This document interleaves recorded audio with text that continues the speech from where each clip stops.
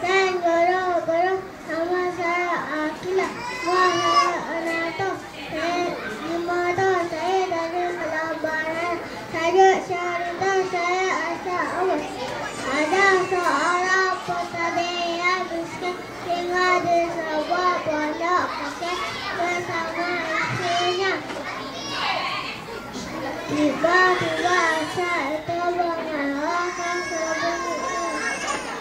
Tiba-tiba petani melempak seekor asa yang anjing di hadapan rumahnya. Asa itu berwarna emas. Mari lihat asa ini, kata petani. Tiba-tiba asa itu mengeluarkan sebiji telur. Ini telur emas. Kita kira petani sangat gembira.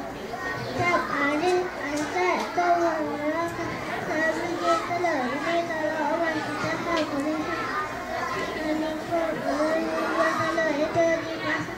Mereka semakin kaya. Lama-lama petani menjadi sama baik. Walaupun asa itu semua telur emas itu milik petani. Maka petani pun membunuh asa itu dan mengolah telur asa itu. Tapi tiada untuk emas, tiada berasa itu. Ada petani nangis dan menyesal karena membunuh asa itu. Mungkin kini tiada telur emas untuk dijual lagi. Akhirnya petani menjadi miskin semula. Terima kasih. Selamat pagi guru-guru dan kawan-kawan. Nama saya Nurul Aisyah. Umur saya 6 tahun. Saya dari Kelang Temelan. Tajuk cerita saya Singa dan Tikus. Suatu hari seekor singa sedang tidur di dalam hutan. Tiba-tiba dia terdengar suara singa meminta tolong.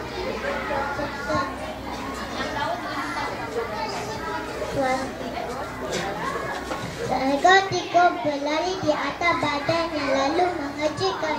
Singa merasa sangat marah lalu mengangkat tikus dengan tangannya. Kamu telah mengganggu tidurku, marah. Aku akan makan kamu. Tikus merasa sangat takut lalu berkata, maafkan aku singa, jika kamu lepaskan aku akan menyelamatkan kamu suatu hari. Hahaha, singa ketawa. Bagaimana kamu boleh menyelamatkan aku? Baiklah, kali ini aku akan lepaskan kamu. Beberapa hari kemudian, tikus berjalan di dalam hutan. Tiba-tiba dia terdengar suara singa meminta tolong. Tolong, tolong, lepaskan aku. Tikus ternampak singa terperangkap di dalam jaring berburu. Lalu tikus jaring itu menggigit jaring itu dengan giginya sehinggalah putus. Maka singa pun mendapat lepaskan dirinya. Terima kasih sahabat kecilku. Maka mereka pun menjadi sahabat baik.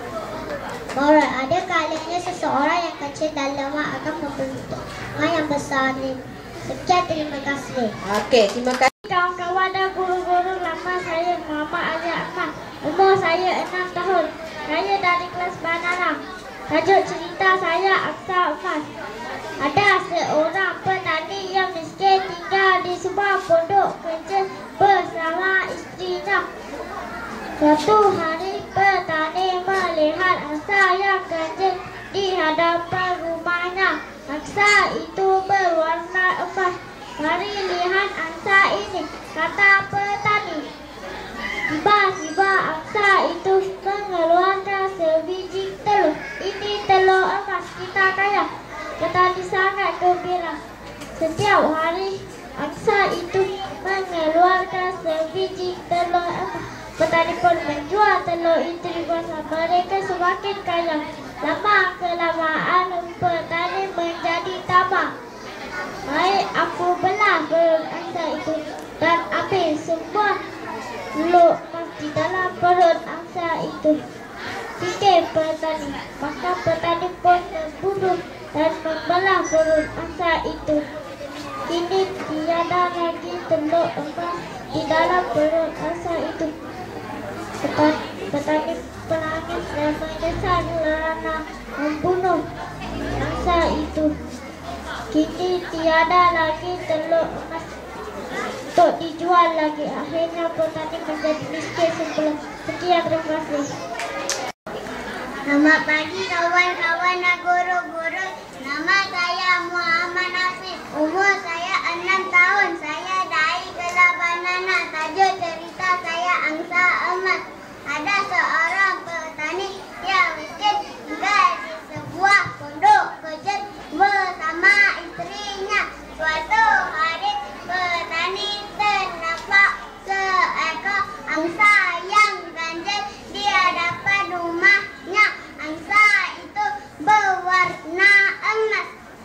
Mari lihat angsa ini, kata petani. Tiba-tiba angsa itu mengeluarkan sebiji telur. Ini telur emas, kita kaya.